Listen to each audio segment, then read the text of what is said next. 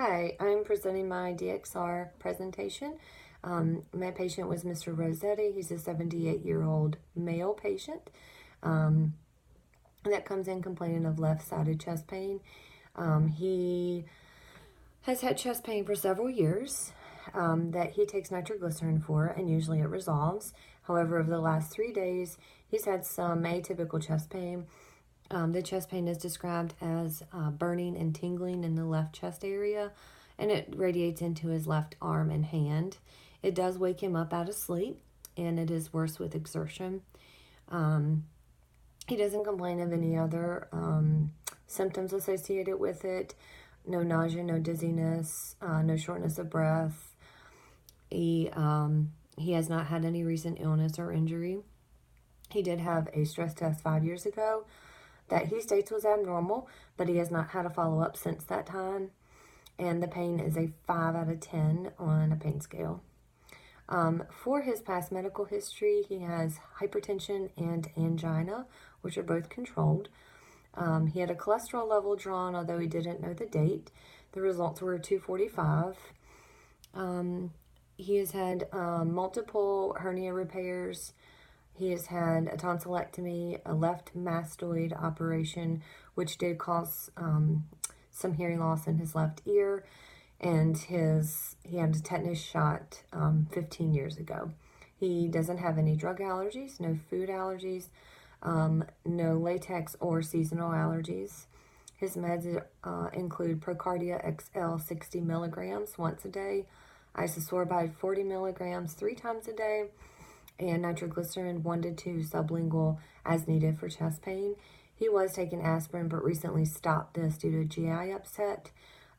He doesn't take any over-the-counter or herbal medications.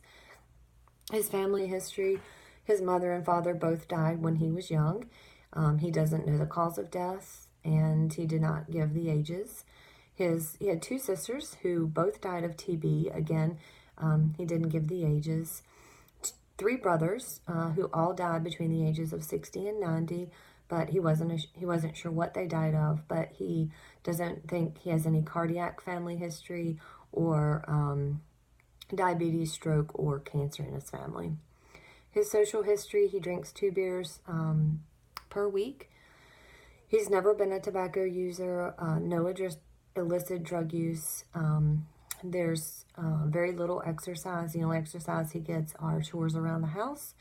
His diet, he says that he has decreased his salt intake as well as his cholesterol intake. For his review of systems, there's no skin changes, rash, no palpitations, peripheral edema, or fast heartbeat, no shortness of breath or wheezing or asthma. No nausea, vomiting, abdominal pain, heartburn, diarrhea, or constipation. No muscle pain, joint pain, or neck pain, or decreased range of motion. He denies depression or anxiety, and denies, again, recent illness, any fever. He denies loss of appetite, abnormal weight gain, or abnormal weight loss.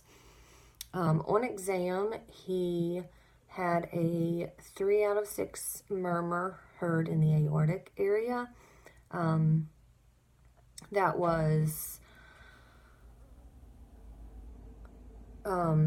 when he did the Valsalva and hand group maneuver. He also had a 2 out of 6 murmur, or it could have been mitral regurgitation. It's on exam on the left sternal border that radiated into the axilla area.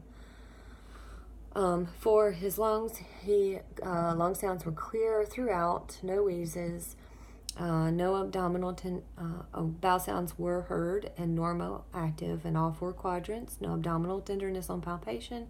His liver was palpable on inspiration, but it was smooth and non-tender. And then the spinous process, there was no tenderness over his spinal processes. I did order some lab testing. I guess I should give you his vital signs. His vital signs were, he's 5'4".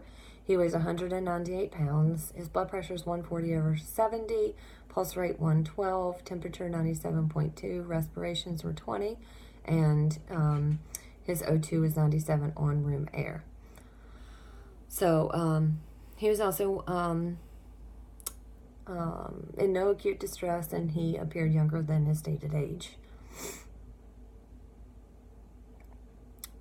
So some labs that I did, troponin, which was negative, creatinine kinase, which was also negative, as well as a BNP, which was abnormally elevated at 274. I ordered an EKG, which showed some ST changes, normal sinus rhythm, but it was consistent with ischemia. I ordered a stress test, which was unable to be completed due to chest pain and ST changes. So then I went on to order a echocardiogram, which showed moderate aortic stenosis, hypokinesis of the basal inferior septum, as well as the inferior and posterior walls. And then some mitral regurgitation, and the ejection fraction was between 40 and 45%. Given those results, I went on and ordered a cardiac catheterization, which showed pretty severe diffuse disease, the LAD, 85 to 90% stenosis proximal to a large diagonal branch, total occlusion of the origin of the AV groove branch, and 75 to 80% stenosis of the origin of the posterior descending artery. So with all of that, my differentials were unstable angina, coronary artery disease, GERD, and cervical disc disease. For the unstable angina, obviously this was a change in the chest pain that was typical for him. It wasn't relieved with nitroglycerin. So that's kind of how I got that. For the coronary artery disease, he did have quite a few of the symptoms of that, such as burning in the chest pain described as burning, and also in his left arm. He also had some history of elevated cholesterol as well as hypertension. He is a little obese, so that would put him at risk for coronary artery disease. GERD ruled out just on physical exam and his history. He doesn't have any heartburn or any other symptoms of GERD. And then cervical disc disease, I included, it was in the Cash and Glass book to be included, but I ruled that out due to history and physical. He didn't have any neck tenderness. His range of motion was good, and there was no tenderness over the spinal processes. So in summary, he is diagnosed with coronary artery disease. He was I did admit him to the hospital. I ordered nursing, vital signs, and also a low-fat diet, cardiology consult, and then education for lifestyle modifications for, given all of his diagnoses, to increase exercise and diet modification. I did a follow-up in 2 weeks after hospitalization for his PCP, and then also recommended that he follow up with cardiology after his hospitalization. So he did undergo a triple bypass surgery, according to the DXR, and so some pearls of wisdom. So I'm not used to really ordering any, not doing any admissions or anything like that. I work in an outpatient setting, so obviously if this guy would have came in with his chest pain and changes on his EKG, my recommendation would have been to send him straight to the ER, and they would have kind of taken it for there. So I did have to do some research to see what tests were needed. I'm not sure the stress test was the best idea. Maybe the echocardiogram first would have been a better choice. Also, I missed doing the CMP, CBC, and his lipids. Obviously, his lipids would have been nice to know. I know we had a cholesterol level of 245, but we didn't know when.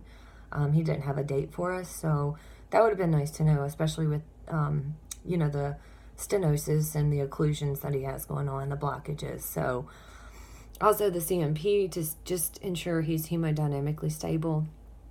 And it also recommended a PT that I didn't think about, with everything going on.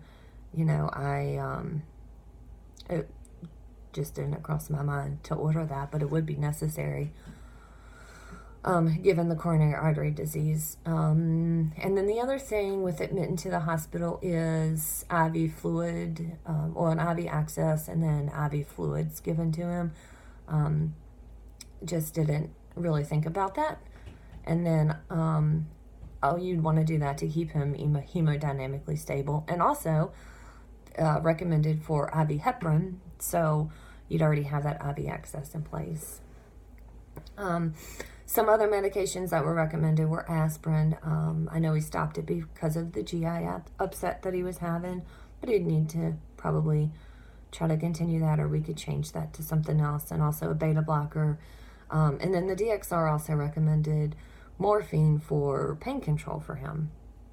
In my admission orders, I didn't include any medications, so probably should have done some of those medications as well.